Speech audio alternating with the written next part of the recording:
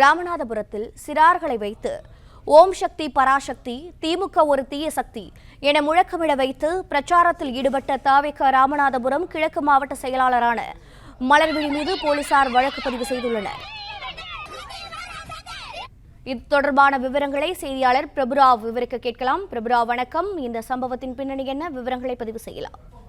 நிச்சயமாக தமிழக வெற்றிக் கழகத்தின் ராமநாதபுரம் கிழக்கு மாவட்ட செயலாளர் மலர்விழி தலைமையில் கடந்த 18ஆம் தேதி திருப்புலானி தெற்கு ஒன்றியத்திற்குட்பட்ட இந்த சுமைதாங்கி என்ற கிராமத்தில் தாவேகாவின் தனது சின்னமான விசில் சின்னத்தை மக்களிடையே கொண்டு சேர்க்கும் விதமாக ஒரு தேர்தல் பிரச்சாரமானது நடைபெற்றது. இந்த பிரச்சாரத்தின் போது அந்த பகுதியைச் சேர்ந்த குழந்தைகளை, சிறார்களை இந்த தேர்தல் பிரச்சாரத்துக்கு பயன்படுத்தியதாகவும், அப்போது அவர்கள் திமுகவுக்கு எதிராக ஓம் சக்தி பராசக்தி திமுக ஒரு தீய சக்தி என கோஷமிட்டு அந்த தேர்தல் பரப்புரையில் ஈடுபடுத்தப்பட்டுள்ளனர். இது தொடர்பாக மலர்விழி மீது திருவுத்திரகோசமங்கை காவல் நிலையத்தில் தற்போது 3 வழக்குகளில் 3 பிரிவுகள், அதாவது குழந்தைகள் தொழிலாளர் சட்டம், சிறார் நீதி சட்டம் மற்றும் தேவையற்ற தேர்தலுக்காக செல்வாக்கை பயன்படுத்தும் விதமாக குழந்தைகளை பயன்படுத்தியது உள்ளிட்ட 3 பிரிவுகளில் தற்போது அவர் மீது வழக்கு பதிவு செய்துள்ளனர்.